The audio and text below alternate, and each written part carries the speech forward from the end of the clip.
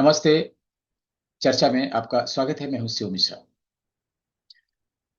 भारत की राजनीति ऐसे मुकाम पर पहुंच गई है कि इस देश की उम्र बहुत कम और उससे भी कम होती जा रही है।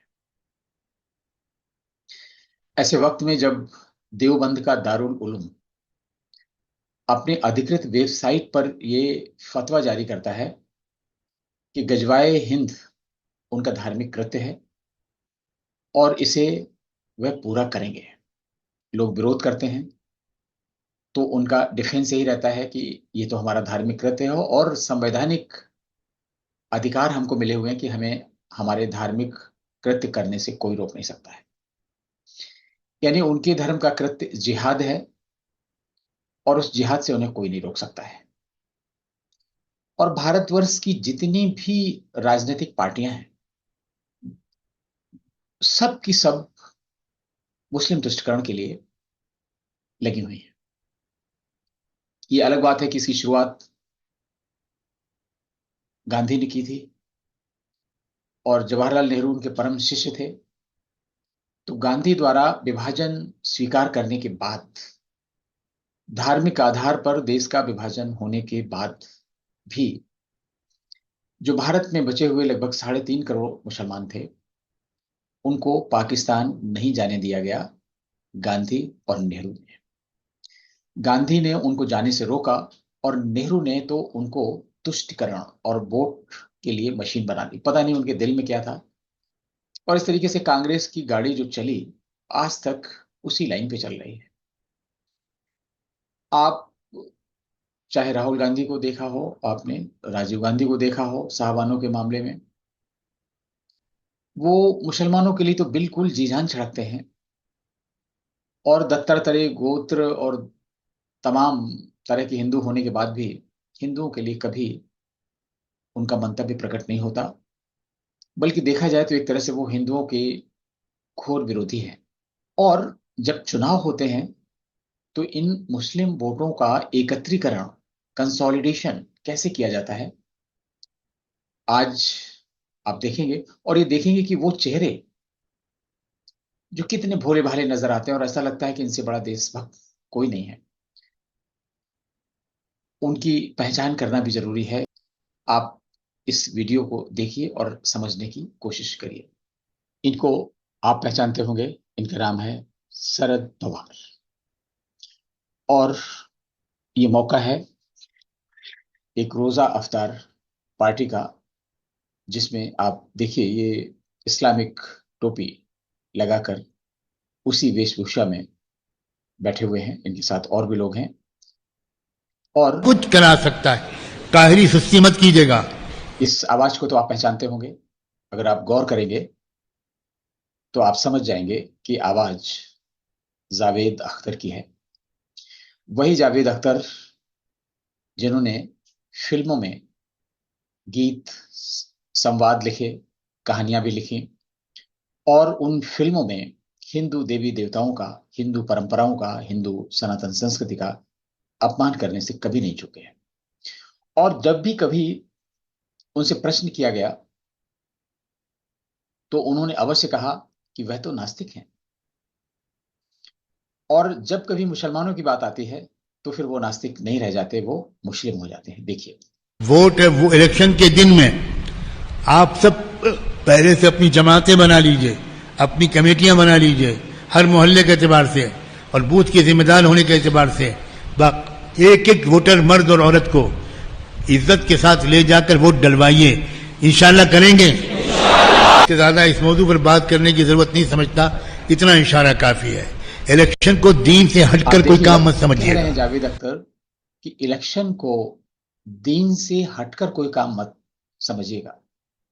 और अगर जब भी कभी इस तरह की बात कही जाती है कि चुनाव में जिहाद फैलाया जाता है, सांप्रदायिकता फैलाई जाती है, मुसलमानों को बरगलाने का काम किया जाता है, तो तमाम तरह तरह की बातें होती है। मुस्लिम तुष्टिकरण करने वाली जो पार्टियां हैं सबसे आगे आ जाती हैं कि अरे क्या बात की जा रही है।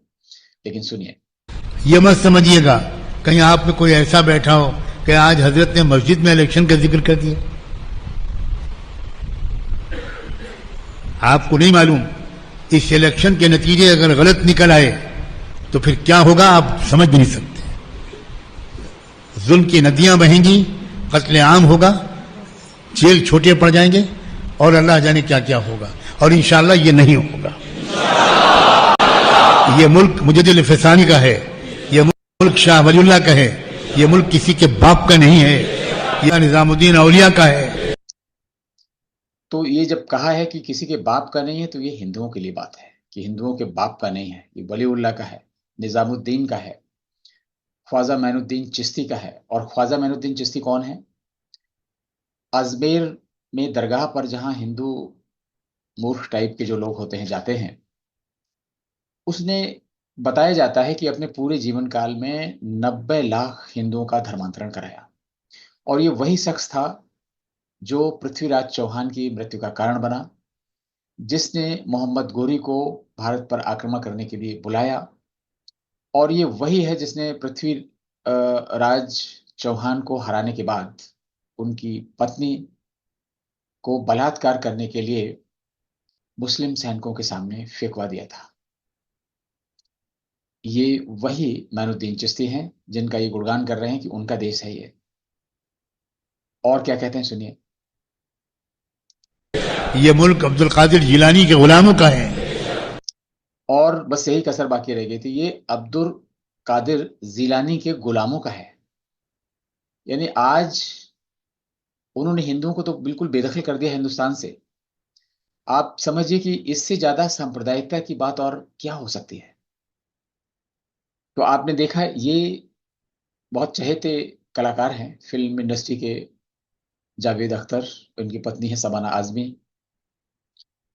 और इनकी कही हुई बातों पर मुस्लिम तो भरोसा करते हैं, स्वाभाविक है, लेकिन हिंदू भी भरोसा करते हैं। और अपनी फिल्मों में इन्होंने हिंदू रीति रिवाजों का, देवी देवताओं का, सनातन संस्कृति का बहुत अपमान किया है। और आज वो कह रहे हैं कि इलेक्शन को दीन से अलग करके मत देखना, सबको वोट करना है। और किसके पक्ष में वोट करना है? शरद पवार के पक्ष में वोट करना है, उनकी पार्टी के पक्ष में वोट करना है। जब भी कभी चुनाव होंगे ऐसा ही होता है, मस्जिदों में जहां कहीं भी इनकी जमात होती है। और सबसे गैरतमंद बात आप ये देखिए कि जो हिंदू नेता हैं, उनका धर्म हिंदू है, पता नहीं क्या है, लेकिन वो मुसलमानों के ज्यादा नजदीक हैं, पोशाक पहनकर ऐसे जाते हैं और हमेशा उनके साथ खड़े नजर भी आते हैं, चाहे वो कांग्रेस हो या कांग्रेस से टूट कर बनी हुई कोई भी पार्टी हो भारत में।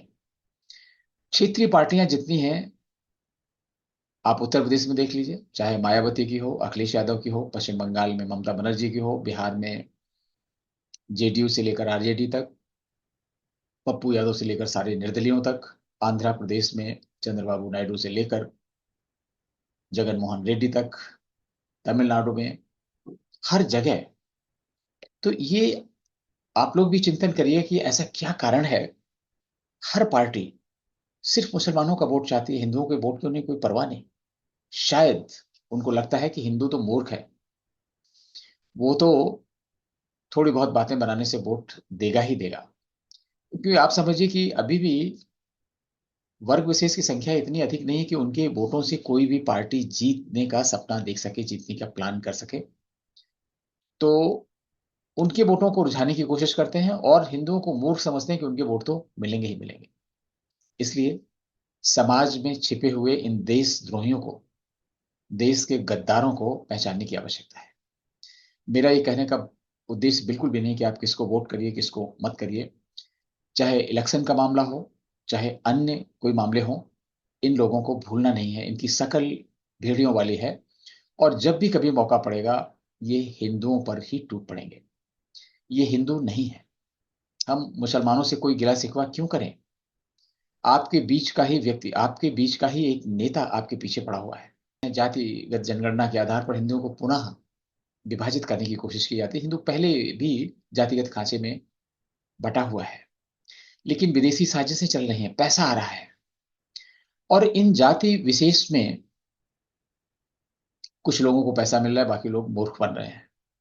आज किसी भी सांप्रदायिक कार्य के लिए, हिंदुओं को नीचा दिखाने के लिए, देवी देवताओं का अपमान करने के लिए मुसलमान आगे नहीं आ रहे।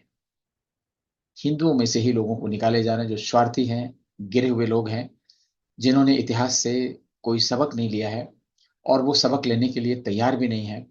और अभी हाल ही में बिहार में फुलवारी शरीफ में जो डॉक्यूमेंट मिला था पीएफआई का, जिसमें कहा गया था कि वह पिछड़ों का, दलितों का साथ लेंगे सत्ता परिवर्तन के लिए, हिंदुस्तान को इस्लामिक राष्ट्र बनाने के लिए, और उसके बाद देखेंगे कि इन लोगों का क्या करना है।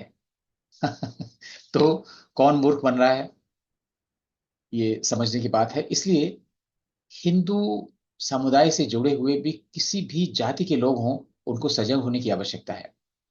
वो भावावेश में भले ही क्षणिक रूप से किसी के साथ हो गए हों और इस तरह की बातें कर रहे हों, उनको अपनी भूल का एहसास होना चाहिए कि जितनी भी घटनाएं हो रही हैं उनसे सबक लेना चाहिए और बृहद हिंदुओं की जो एकता है उसके लिए काम करना चाहिए। और योगी जी ने जो कहा है उसकी भले ही कोई आलोचना करे कि अगर हम एक रहेंगे तो नेक रहेंगे, बटेंगे तो कटेंगे, इससे कोई भी इनकार नहीं कर सकता। ये बिल्कुल आज की कड़वी सच्चाई है। और अब मैं ये मामला आप पर छोड़ता हूं, आप सोचिए क्या करना है आपको, बटेंगे, कटेंगे, एक रहेंगे या नेक रहेंगे। तो फिर किसी मुद्दे पर आपसे मुलाकात होगी, तब तक के लिए आगे दीजिए, नमस्कार।